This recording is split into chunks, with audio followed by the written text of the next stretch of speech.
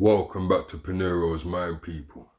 Now this next video I want to share with you is by my pal Emerald Dreamer. He's a YouTuber also with lots of knowledge. And I could have done this video myself, but I just like the way Emerald Dreamer talks about this war in Antarctica. You know, we're going to be covering Antarctica in the next few weeks, right? So I want to start off with this because this is very important. All right, so Emerald Dreamer's gonna do his thing and show you what's going on with the book of Enoch in depth with this war in Antarctica. Check this out. Hello guys, welcome to the video. Enoch Tales of War in Antarctica, the trigger. Okay, more findings in this incredible book, guys, the Book of Enoch.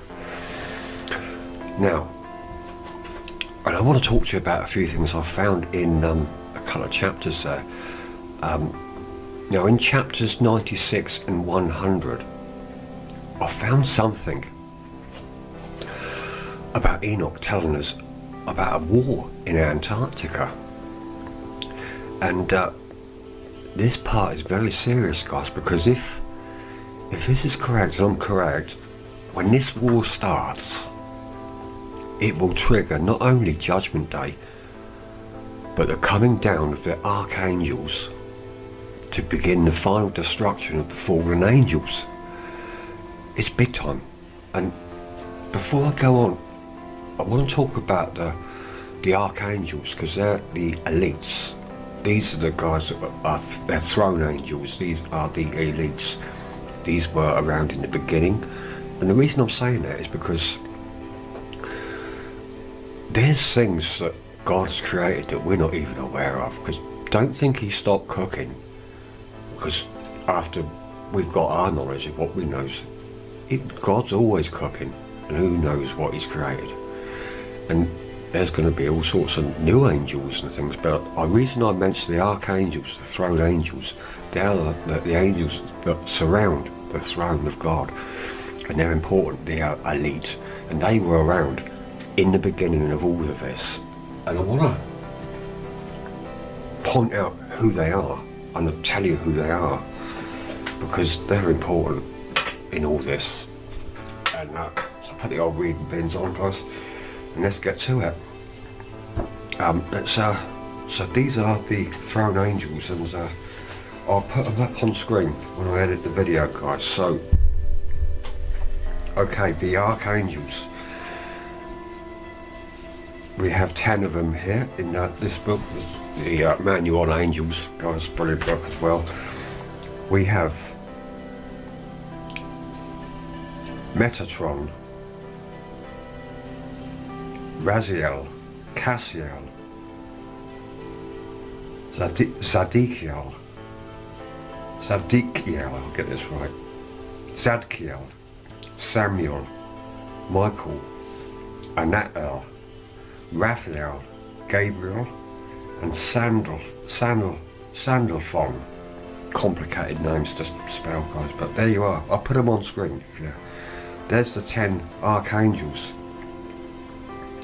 divine energies. Now these guys are going to be involved, and when they come down, look out. And so if this kicks off like I'm thinking, and now I'm decoding this book, this is a serious time, guys. So let's get into it a bit. And also in here I've found tellings of let's change the glasses because I can't see the script. I found tellings of the poisoning of our water, i.e. the fluiding up of the water. Enoch telling us about flying craft, UFOs in the waters of Antarctica, the coming of Christ. Yes, I did just say that. And Enoch even telling us when we will understand this book. And I think that's now, guys, isn't it? So hold tight, guys, and I'm going to get into chapters 96 and 100, and let's get into it. So let's get the page. Right. Okay. Alright, chapter 96. And the underline is grounds of hopefulness to the righteous, woes for the wicked. Alright. Be hopeful, you righteous, for suddenly shall the sinners perish before you, and ye shall have lordship over them according to your desires. And in the day of tribulation of the sinners, your children shall mount and rise as eagles. Now that's airborne. So he's talking about, he's seeing us go airborne, which is amazing for its time, because there certainly wasn't any aircraft around when Enoch was around, I can tell you guys. So he's seeing us go airborne, rise as eagles, and higher, now this is important, and higher than the vultures will be your nests. Now higher than the vultures will be your nests. So that sounds quite crazy, doesn't it? Now think about this. What have we got today? The anti-gravity machines, the flying discs and all that. We know they've got them and all this, guys. Now what would Enoch be seeing, and how would he wouldn't know what a flying disc was back then. So how would he describe it? Seeing people inside something that was circular, disc-like. The only way he would describe that possibly is as a bird's nest, rising higher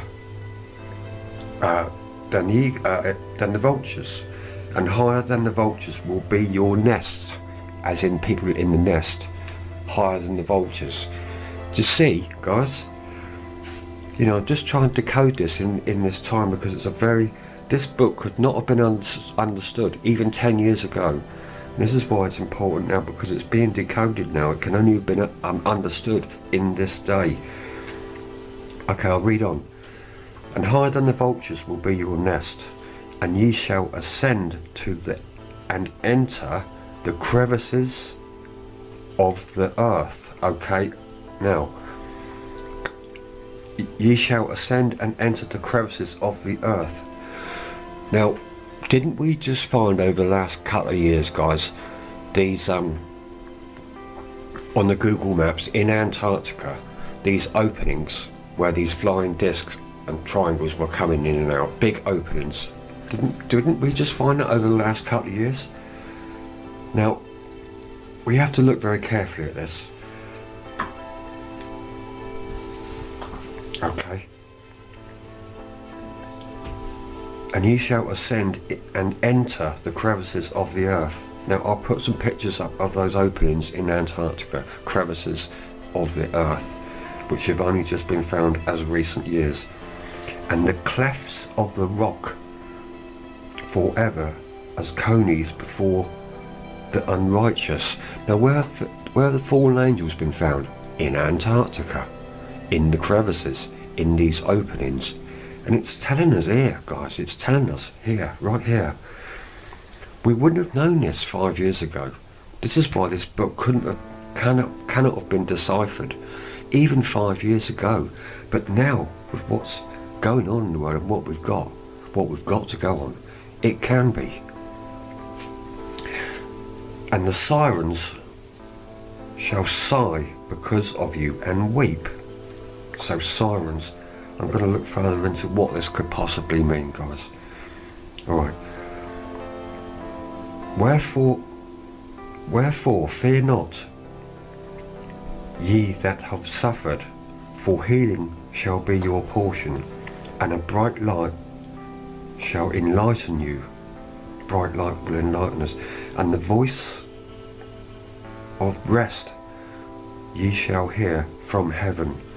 So this is hopeful, guys. It's not all going to be tribulation and the terrors that we are living in today and now and suffering.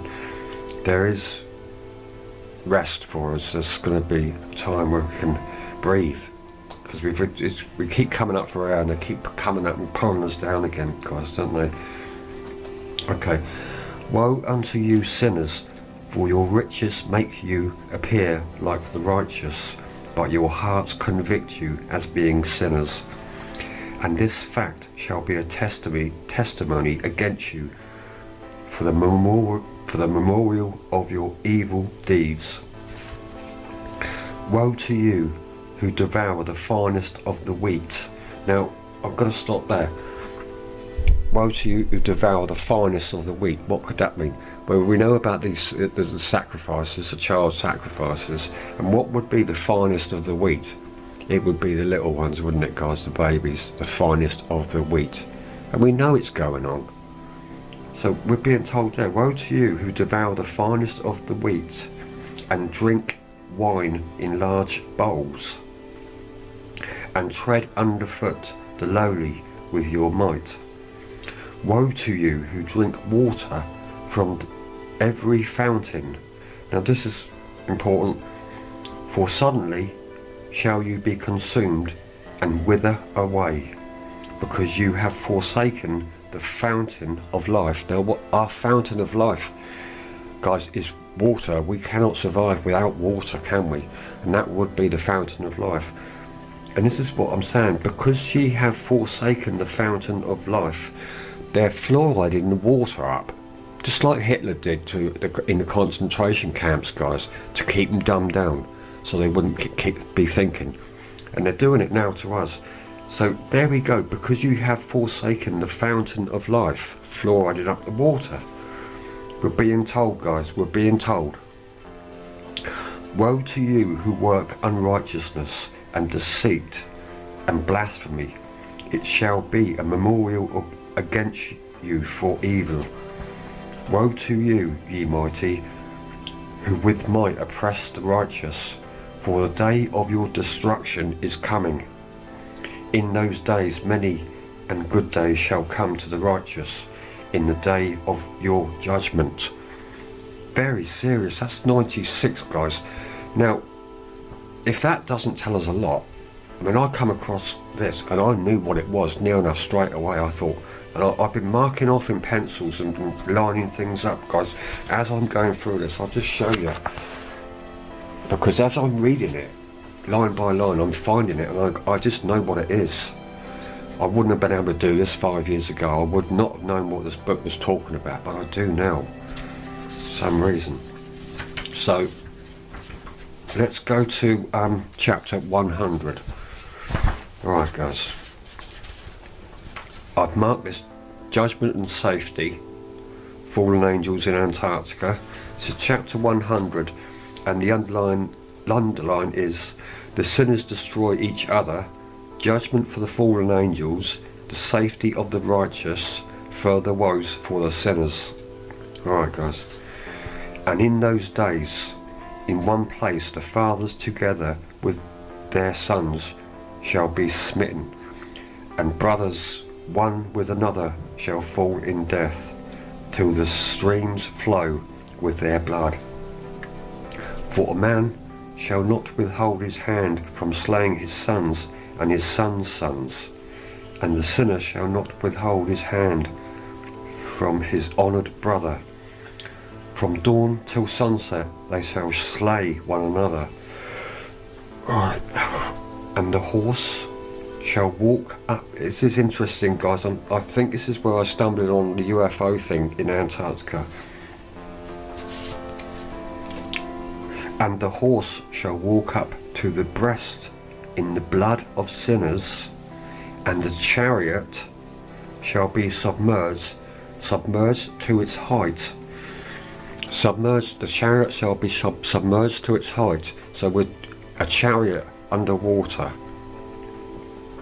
And we're looking at Antarctica with the crevices in the cracks in the openings of the earth. They have been found in the rocks of Antarctica. This is where we are, guys.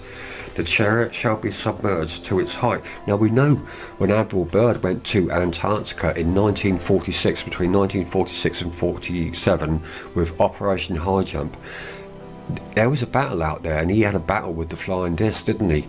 And he come back, he said, our biggest threat is out there in Antarctica. And then they shut him up. Now, and then here we are again, and the chariot shall be, and these discs, Admiral Byrd said, came out of the water, and they shot from one end of the poles to the other, he was saying. They were phenomenal. And he lost that battle. He got seriously filled in and kicked in. Fallen angels. 1947 technology against fallen angel technology. Ain't gonna work, is it? And the chariot shall be submerged to its height. So we're looking at craft coming out from under the water. You know, this is what it was saying there, guys. And in those days the angels shall descend into the secret places. The secret places. Well, what's the most secret place on Earth, guys? Antarctica. Because no one can go out there. It's sealed off. You are not allowed to go there, into the secret places and these secret openings in Antarctica. This is what it's telling us, guys. So, in those days the angels shall descend into the secret places and gather together into one place all those who brought down sin. All those who brought down sin. Who's that? The fallen angels. And the Most High will arise on that day of judgment. The Most High will arise on that day of judgment. So we're looking at the archangels coming down, and this is, we are looking at the coming of Christ, the coming of Christ to save his own. And the Most High will arise on that day of judgment to execute great judgment amongst the sinners, the coming of Christ to save his own. So there we are, guys. Okay. And over all the righteous and holy he will appoint guardians from amongst the holy angels. This is where we're going to be safe, guys. I think things are going to get a lot worse before they get better, but we're going to be safe. As long as we're on the right side, that is, guys. I know you are. And over the righteous the holy will appoint guardians from amongst the holy angels to guard them as the apple of the eye, until he makes an end of all wickedness and all sin. And though the righteous sleep and sleep long sleep, they will have naught to fear. And we have been in a sleep, guys, haven't we? And it's telling us right in our face right here. And then the children of the earth shall see the wise and security, and shall understand all the words of this book. To see and understand all the words of this book. And we're there, guys. I don't want to alarm you, but aren't we there now? We are understanding this book, and it's right here. And shall understand all the words of this book.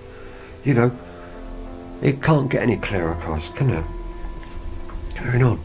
And recognise that their riches shall not be able to save them in the overthrow of their sins. Woe to you sinners, on the day of strong anguish, ye who inflict the righteous and burn them with fire, ye shall be requited according to your works. Woe to you, ye obstinate of heart, who watch in order to devise wickedness. Therefore shall fear come upon you, and there shall be none to help you. Woe to you sinners, on account of the words of your mouth, and on account of your deeds, of your hands which your godlessness has wrought. Stern warnings. And this is Antarctica all over, guys. It's got Antarctica written all over it. I mean, it doesn't get any clearer than that, guys, does it? You know, on the journey that I've been on, I mean, as I told you guys, studying the UFO phenomena and aliens and all that, space aliens and that, for over 30 years, and I was hook, line and sinker convinced that I had it all nailed up, apart from one thing that I couldn't work out, guys, as I told you. But I sussed it, and all the roads of that journey, over all those years, and the one thing, because I kept searching, because there was one thing that was bugging me about them not being recorded coming in from deep space. Not one of them was ever recorded, because they weren't. They've always been here. That's why. And all those roads and all those investigations and the paperwork and the magazines, the DVDs, videos, blah, blah, books, all of it, all them roads took me down, ended up after all these years, because I was trying to find the truth, it ended up in Antarctica. And what did I find in Antarctica? Fallen angels and the Bible. My answers were in front of me all the time, but I was the wandering child trying to search for the other answers. There was an alternative answer, but they were right in front of me all the time, guys. Taken me 52 years to finally get the true answers. And what a journey it's been, guys. But this book is off the charts, guys. It really is, especially now in the days we're in, you know. And I think we've got some troubled times ahead of us, but there is hope, guys. It's gonna get sorted. Just be on the right side would be my message to you.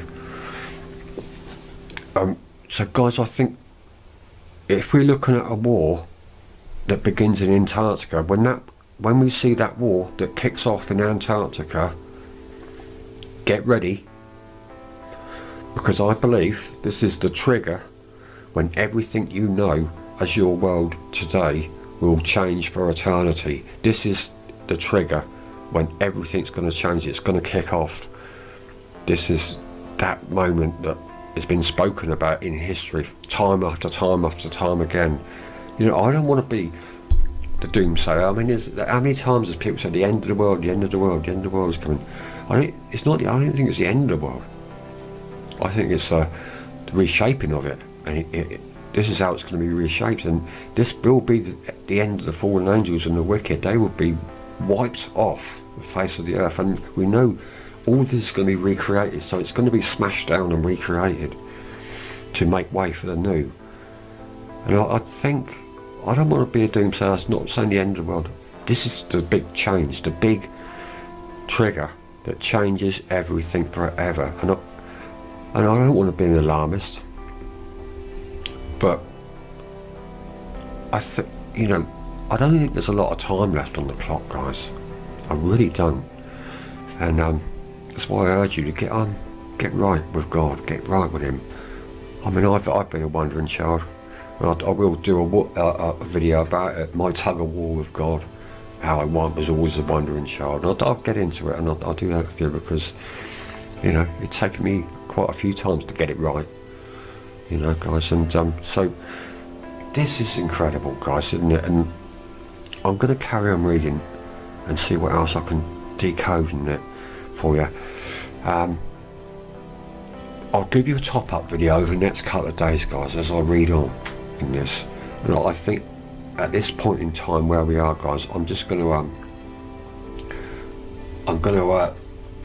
just keep going with the book. I'm not going to have any more distractions now. We're just going to keep going right the way through this book, because it's very, very important stuff, and I'm absolutely blown away by what I'm reading here, guys. So I think we're there for the minute, guys. I hope you enjoyed this. We'll get further reading in the next video. I'll give you a top-up video, perhaps Monday-ish, Tuesday-ish, when I've done some more reading, to tell you where we're going with the next video and all that, guys. I'm trying to get as much out as I can at the minute. It's just time is just running so fast at the moment. It's so weird, it's unbelievable, guys. So there we are, guys. As always, guys, until next time, you take care out there. Be safe, be well, be good to each other, and I'll see you next time, guys, with more stuff from Enoch. See you later, guys.